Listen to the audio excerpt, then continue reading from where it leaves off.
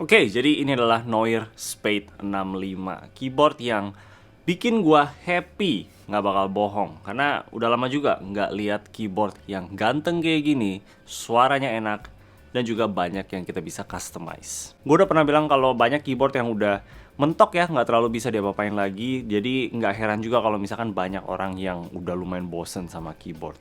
Makanya gue seneng kayak gini keluar lagi. Oke, pertama-tama kita dapat carrying case yang lumayan juga ya, solid banget, kerasa premium, dan ini juga bakal cocok untuk kita misalkan mau bawa ke event-event keyboard kalau misalkan ada nanti. Selain casing, kita juga dapat lumayan banyak barang ya. Ada extra stabilizer untuk nanti kita bakal bahas.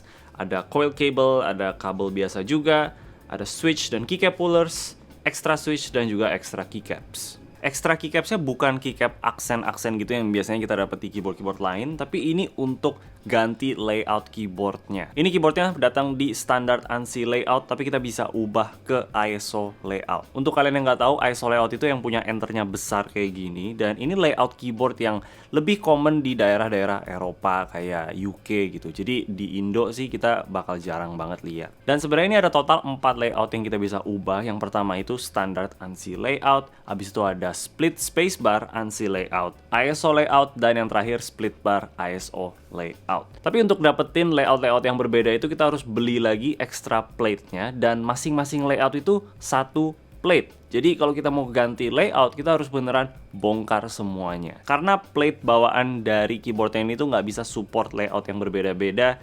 Jadi ya kita harus ganti plate-nya, dan itu sangat-sangat capek sih ya, ganti-ganti terus. Jujur aja bikin males jadinya, kayak ya udahlah nggak usah ganti, ini juga udah cukup. Tapi gue yakin kalau plate-nya dari sananya kita udah bisa ganti langsung, nggak perlu bongkar-bongkar semuanya. Paling cuma cabut beberapa stabilizer dan kelar. Gue yakin pasti banyak orang yang pengen cobain. Ditambah di sini stabilizernya juga masih plate mount stabilizer, jadi kalau mau dicongkel itu gampang aja. Jadi walaupun gue seneng, akhirnya kita punya keyboard yang bisa ganti-ganti layout ya, terutama keyboard pre-built kayak gini. Tapi gue yakin nggak bakal ada orang yang pengen ganti juga sih. Nah, untuk keycapsnya di sini cakep banget. Gue suka banget sama keycapsnya di sini. Gue suka fontnya, gue suka modifiernya, gue suka warnanya, gue suka teksturnya, dan juga ketebalannya ini mantep. Ini nggak kerasa kayak keycaps bawaan lah. Ini kayak keycaps mahalan yang kita beli dari luar gitu loh. Bahannya ini mereka pakai PBT die sub. Kalau mereka misalkan pakai PBT double shot, mungkin gue bakal lebih suka lagi, tapi ya sudahlah, nggak apa-apa. Ini juga bagus kok. Untuk switchnya seperti biasa, mereka bakal kasih dua pilihan, satu linear, satu tactile.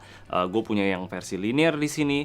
Mereka pakai KU orange dan KU brown, switch yang gue belum pernah cobain juga sih ya, pertama kali di sini, dan mantap. Gue suka banget sama rasanya dan juga suaranya. Switchnya di sini udah long pull, jadi kita bakal dapetin satisfying clack gitu kalau kita bottom out sampai bawah.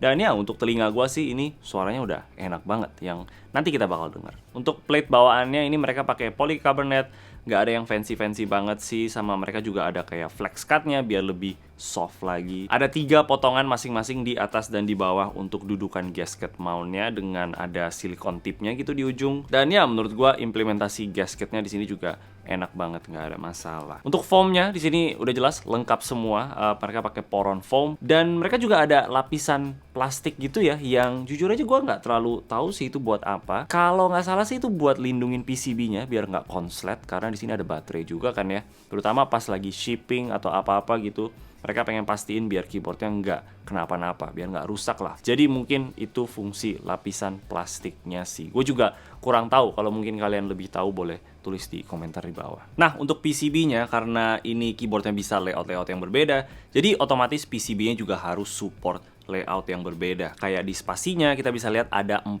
hot swap socket yang biasanya kan cuma satu. Di bagian enter juga ada di sini, dan sebenarnya di bagian backspace juga ada ya, tapi itu nggak ada hot swap socketnya, jadi sebenarnya kita nggak bisa pasang juga. Dan ya gue seneng banget sama PCB yang bisa multi layout kayak gini. Gue berharapnya ke depannya bisa lebih banyak layoutnya lagi, kayak mungkin step caps lock dan sangan layout, jadi kita bisa pakai spasi 7U, split backspace juga untuk orang-orang yang pengen backspace-nya itu di bawah sini. Dan ya gue yakin sih ke depannya keyboard-keyboard juga bakal punya multi layout kayak gitu. Tapi ingat, plate kalian juga harus support multi layout, jadi nggak mesti kita ganti-ganti, karena itu males banget sih, beneran capek gantinya. Paling yang sayang itu ini PCB-nya belum support screw-in stabilizer, jadi Untuk sekarang kita cuma bisa pakai plate mount stabilizer yang untuk bawaannya sih udah bagus-bagus aja ya. Gua nggak ada rasa rattle sama sekali, bahkan spasinya juga enak. Gua ngerasa zaman sekarang mayoritas stabilizer yang udah pre-loop dari factory-nya langsung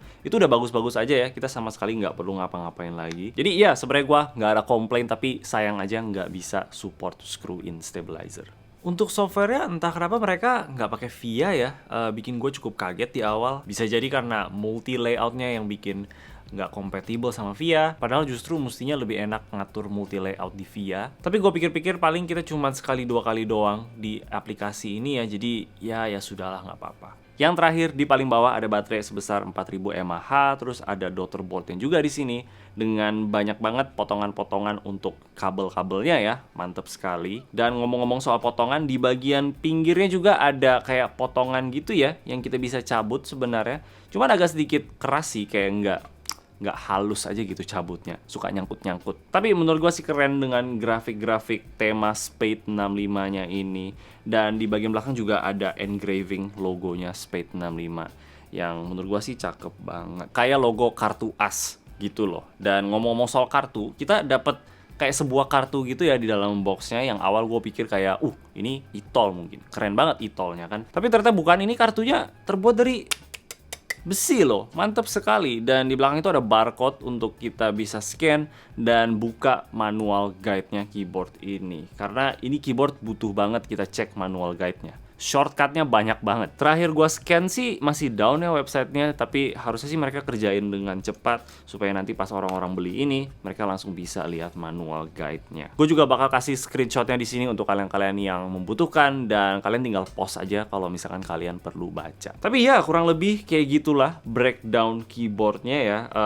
Ada knob juga di sini, kayaknya gue lupa bilang tadi. Punya dua warna, ada yang black dan juga ada yang gold kayak gini. Menurut gue dua-duanya cakep banget warnanya. Gak ada salahnya ambil antara yang gold atau black. Walaupun yang black sebenarnya punya keycap warna yang lebih bagus ya di mata. Tapi yang gold juga tetap bagus kok, nggak ada masalah. Bahannya dari aluminium, gue suka finishingnya, cuttingnya semua kerasa rapi, kerasa dingin di tangan dan juga berat. Dan ini gue yakin bakal bikin meja kalian jadi makin ganteng lagi. Mereka ada dashpad yang serasi juga kalau misalkan kalian pengen bikin lebih matching lagi. Oke, sekarang kita coba dengar sound testnya.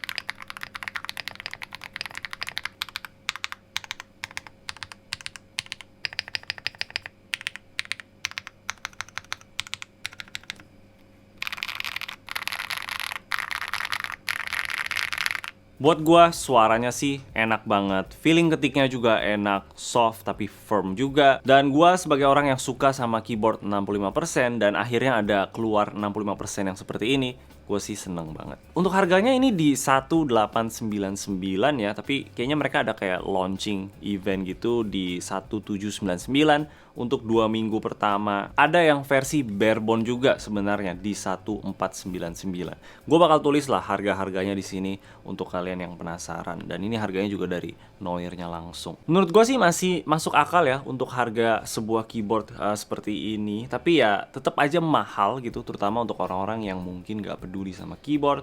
Tapi gue rasa ini memang didesain untuk orang-orang yang di tengah-tengah lah, nggak terlalu peduli keyboard, tapi nggak terlalu entusias keyboard juga. Mereka cuma pengen punya yang bagus aja dan kelar, langsung pakai gitu. Tapi kalau kalian memang lagi cari keyboard yang rasa premium kayak gini, gua rekomen banget. Oke, itu aja dari gua. Kasih tau gua pendapat kalian seperti apa. Dan kalau kalian suka sama video ini, boleh kasih like dan juga subscribe. Thank you.